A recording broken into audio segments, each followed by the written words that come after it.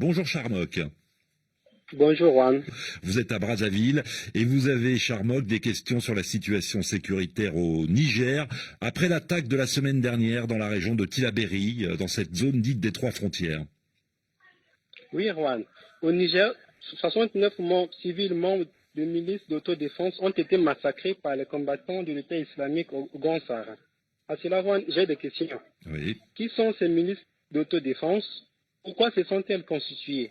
Comment ces miliciens sont-ils armés? Oui, 2 jours de deuil national ont été décrétés vendredi et samedi en hommage aux victimes de cette attaque. D'ailleurs, le président Mohamed Bazoum s'est rendu samedi à Bani Bango pour présenter ses condoléances à la population. Bonjour Moussa Kaka. Bonjour Juan, bonjour à tous. Correspondant de RFI à Niamey, je précise que l'attaque n'a toujours pas été revendiquée. 69 villageois d'un comité de vigilance qui sont morts donc dans cette embuscade près de la frontière avec le Mali. Charmok découvre l'existence de ces comités de vigilance, de ces comités d'autodéfense créés par les villageois. Comment peut-on l'expliquer? Écoutez, il y a une histoire en tout cela. Donc, nous sommes dans des zones semi-désertiques du Zarmaganda, c'est-à-dire tout le nord de la région de Tillabéri, sur la frontière du Mali, et de Tawa. 2 zones où les infrastructures de première nécessité vraiment manquent cruellement. Depuis le début de la crise dans le nord Mali en 2012, la situation s'est beaucoup plus dégradée dans le Zarmaganda, dans l'Anzurou et dans le Gourma sur les 3 frontières. Alors, l'arrivée des réfugiés maliens a augmenté la tension. Cela fait presque 10 ans, 9 ans et demi, que l'armée se bat contre les terroristes sans compter l'appui des forces partenaires occidentales. Alors sur le terrain, les résultats sont très maigres.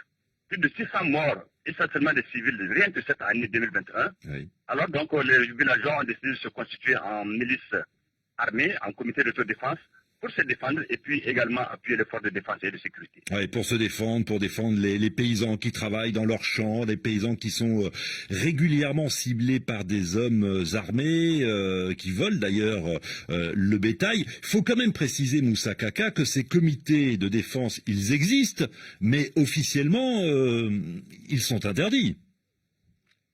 Oui, officiellement au Niger, il n'y a pas de, juridiquement, il n'y a pas de comité d'autodéfense où que ce soit. Hein.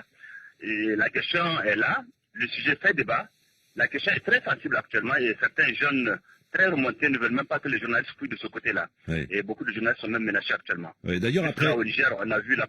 Oui. Non, je vous en prie, allez, poursuivez, Oui, Moussa. Oui, donc juste là, au Niger, on a vu l'apparition de 2 comités de vigilance.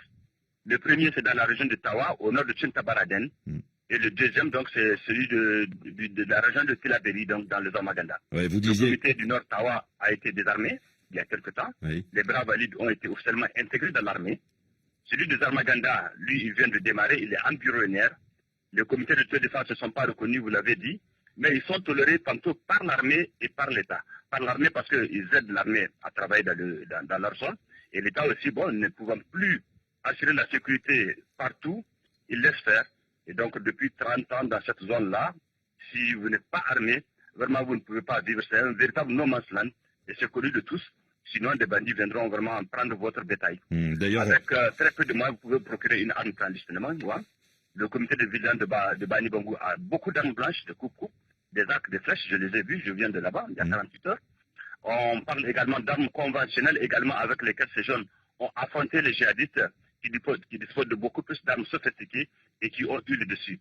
Et j'avoue que dans cette zone-là, je n'ai pas vu d'armes conventionnelles. Probablement, elles ont été rangées. Mais donc, après la visite du président Bazoum dans ces villages-là, les notables et les jeunes, tous ont décidé cette fois de refaire confiance à l'armée pour les défendre. Et la perte de ces 69 personnes-là, vraiment, a beaucoup choqué. L'État et l'armée, donc, doivent jouer chacun sa partition pour mieux défendre les citoyens où qu'ils se trouvent. Ouais, la population endeuillée dans cette région du Niger. D'ailleurs, le président s'est adressé aux habitants samedi dernier sur place. Si vous pensez que vous pouvez assurer votre défense vous-même, c'est légitime, mais celui qui doit assurer votre défense et sur lequel vous devez compter, c'est l'État. Fin de citation.